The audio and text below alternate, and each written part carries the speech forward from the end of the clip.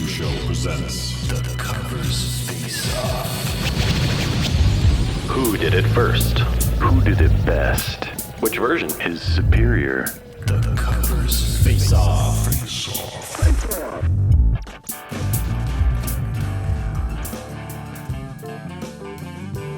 Hey everyone, welcome to another exciting episode of the Covers Face Off on the Scratch the Track podcast presented by the Dude and Grimm Show. I am the Dude. And I'm Grimm, and we are going to break out of our rusty cages today, and we are going to face off Rusty Cage by Soundgarden the Johnny Cash cover. Yeah, very cool, man. Well, it was interesting. I didn't even know Johnny Cash had covered this song, really. I just hadn't followed Johnny Cash a whole lot. And initially, I thought it was off his... when I heard that he covered it, whatever album that is, it's like the 4-disc thing that he did, which, you know, has Hurt and One by U2. But this is his 1996 album called Unchained. So. Well, and that's, and of course, Rubin did that one as well. Rick Rubin produced that one as well. But the interesting thing is that it was recorded in 95, and they released the actual track in 92. And that one really struck me that there just wasn't a big gap there.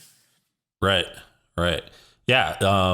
Soundgarden released it it was their third single off of Bad Motorfinger in 1992. And it became a big hit. And this is, you know, just for a time perspective, this is, a couple years before Super Unknown came out. So, Outshined, which was arguably their biggest hit prior to that, was their single prior to this. So it was. Yeah. They sold some albums. Yeah. Yep. They became big. Yeah. But so it was kind of interesting. I like Soundgarden's. I like both versions of it. Soundgarden. It's the thing. It was so funny to go back and I hadn't heard it for a very long time, and I was like, and not in a bad way, but I was like, wow, this is just. It was so. The sound of it is so typiple for that time. It just fits, and you're just like, wow, okay, that was such a good time for music. It was. Not that I would say it's stereotypical or anything, but in a way it kind of is. But in a good way. Yeah, absolutely. Just the guitar riff and all that stuff. Like I was like, oh, okay, cool. Now on the guitar riff, one thing I read that kind of struck me was talking about getting the sound for that riff. So Kim Thal, the guitarist, first of all, the tuning is down like a whole fifth, which if you're not a musician, I get it. That's kind of nerdy, but I guess what it means is when you detune a string that much, it's almost hard to keep it in tune because it's like so loose and it just kind of buzzes and wobbles around. And he said that it was really wobbly and gave it kind of a weird sound. And then on top of that, to get the sound that they wanted, he said they wanted something that you couldn't just dial into an amplifier. So to get that sound, they just recorded it through a wah-wah pedal on its lowest position, which is really, basically it filters out all the high frequencies. So it's just a really grovelly, it's almost like the tone is almost more akin to that of a bass at that point than... Okay. Yeah, it was interesting. So I read that too, and obviously it did not mean shit to me. It didn't mean, but I was like, this sounds cool. I was just like, I don't know. I don't get it. But so I'm glad we have you on the show to explain that. Well, and one thing I like is that he said because it was done that way, it almost sounds backwards, sort of like just the attack and everything of how it hits. Right. So there's another song that they I don't know if they did something similar, but you were talking about they detuned the bottom string low or whatever. Yeah. Down.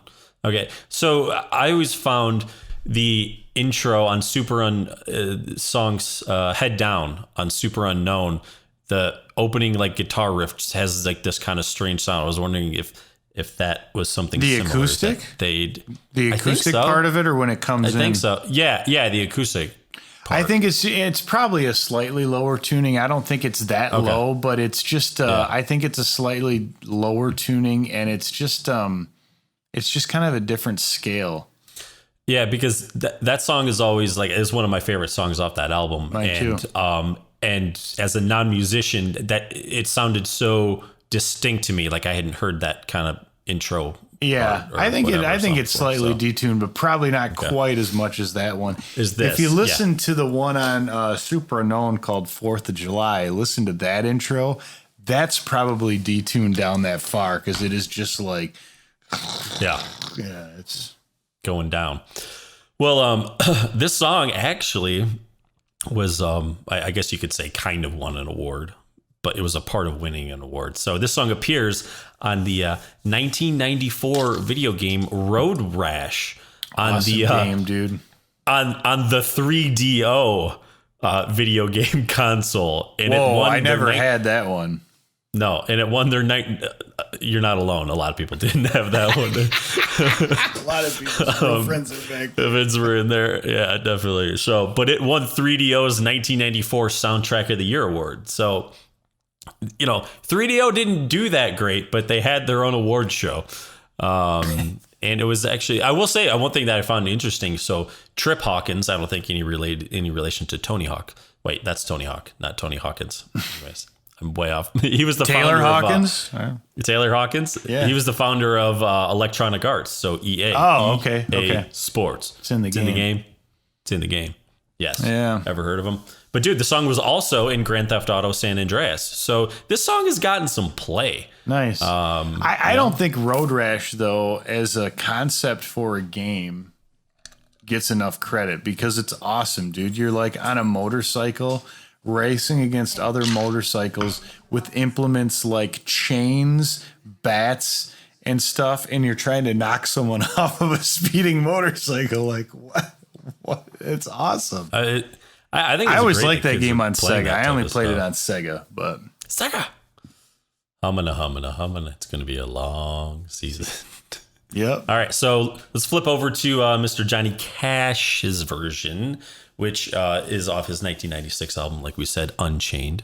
And first off, I was watching the music video for it, which there is one, and I was like, okay, this is cool. It's like him in the studio playing lip syncing. And then all of a sudden you see like Tom Petty and the Heartbreakers in there, who were basically his backing band for the majority of this album. But dude, also, did you see frickin' Flea, Mick Fleetwood, and Lindsey Buckingham also played on select tracks of this album? Like, holy shit, dude, that's pretty great. I know. It It's really cool. not the Dirty Mac, but it's great. Dude, yeah. Yep, absolutely. Dude, Flea is so awesome. I think Buckingham's really underrated too. But anyways, I did that. That really caught me in the video when you basically see them in the video and him in the studio. And I think I like so much when it turns, when his song, like, dude, I guess it's when it would be like the breakdown part for Soundgarden, but for him, the song just kind of gets a little gritty and heavy. Dude, so nasty. I love it, dude. It takes such a good turn. Really liked it. Yeah. And I was initially, when I was listening to it, I was kind of surprised because, again, when I first kind of started listening to it, I thought this was off his like American album, whatever, where it pretty much is just him acoustic, at least in the one and Hurt versions. So when that all kind of changed and came in, that was like a really pleasant surprise. Oh yeah. Just really to cool. hear that. And I love how just dirty and nasty it gets. It's pretty great. So huge fan of that. And I don't know if it won any awards or if there's also featured on some video games, most notably Call of Duty Black Ops 2. Ooh. Just saying. Wow. Never played it, but I know they're popular games. Dude, obviously we got to have a spin-off called Songs That Made the Video Game. Yeah. Oh, and if Cash's version wasn't enough, if like when it gets into the heavy part, it isn't enough for you, maybe you'd like to listen to the version by Hungarian thrash metal band Ektomov covered on their EP, The Gypsy Way, just in case. If these two versions weren't quite enough, if you needed to go beyond, we highly recommend that. Fucking ectomorph. Oh, yeah. How come this was not like a three-way cover where we broke down all three of them? Because I think that one needs to be explored personally. Dude, I do too. I'm actually kind of mad I didn't see that because just looking at the picture of ectomorph, I feel like I kind of need to know more. Do you think they're in the same realm as like kind of Cannibal Corpse? Dude, I don't think they're far off, man. I do not think they're far off. All right. Do they have a website? Does it say like last updated, like under construction, 1996 or something?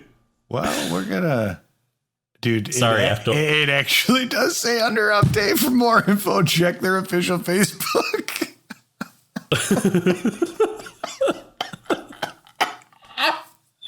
That was some good shit right there.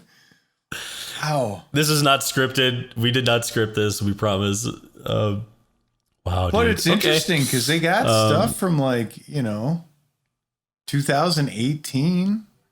I don't know. It's good. So they're still kicking. Their last album, Fury, was released or Furry, I'm not sure. It was released in Graham, we're alienating all our Ectomorph fans.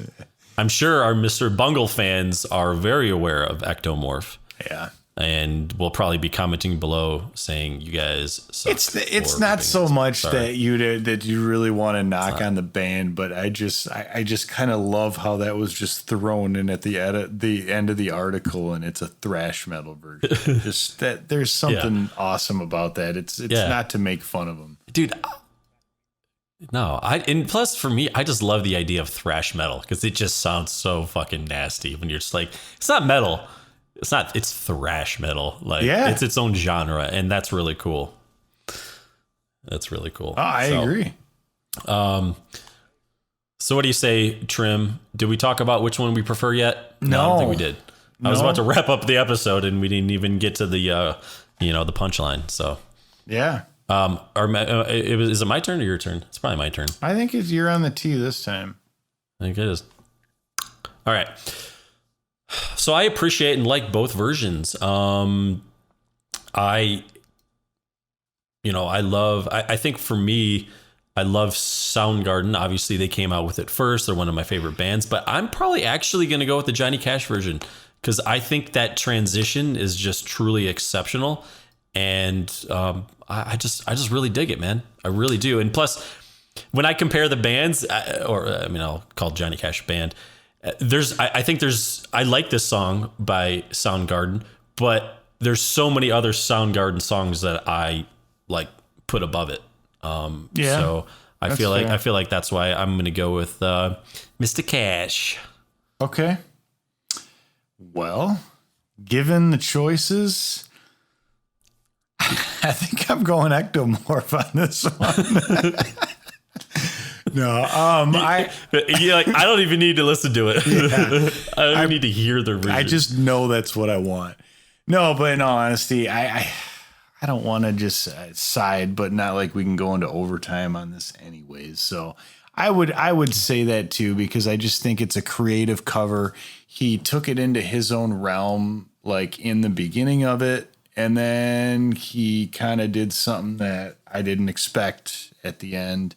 And I'd actually heard his version before, but I think it'd been such a while since I'd listened to it that I forgot that. So I thought that was a very nice surprise.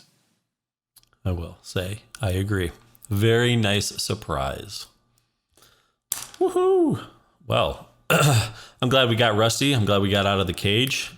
It was a fun cage match, don't you think? Oh, dude. Yeah. KO Ono is like, what's up, guys? little shout out for our boys Harkin and Davis. God rest his soul. All right. Well, what do you say, Mr. Grimm? We out on this? Yeah, we are. I also think, though, just in a gesture of goodwill, I did find Ectomorph's version of Rusty Cage on YouTube. Maybe we should put a link to it because I'm going to listen to it. There's no question. All right. And I think other people should hear it as well. All right. Well, cool. So if when I'm uploading this, if I remember to put a link below, I'll do that. Otherwise, a simple Google search, I'm sure, will work. So, but I'm going to try my best to remember for all you fans out there who really want to hear that version of it. So until next time, everyone, please like, subscribe, comment below, tell your friends, tell your family, and just subscribe on like every email account that you have. Yeah.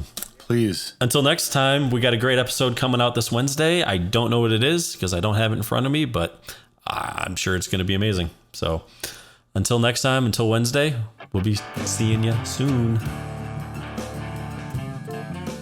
The Covers Face Off Is produced by the Dude Grimm.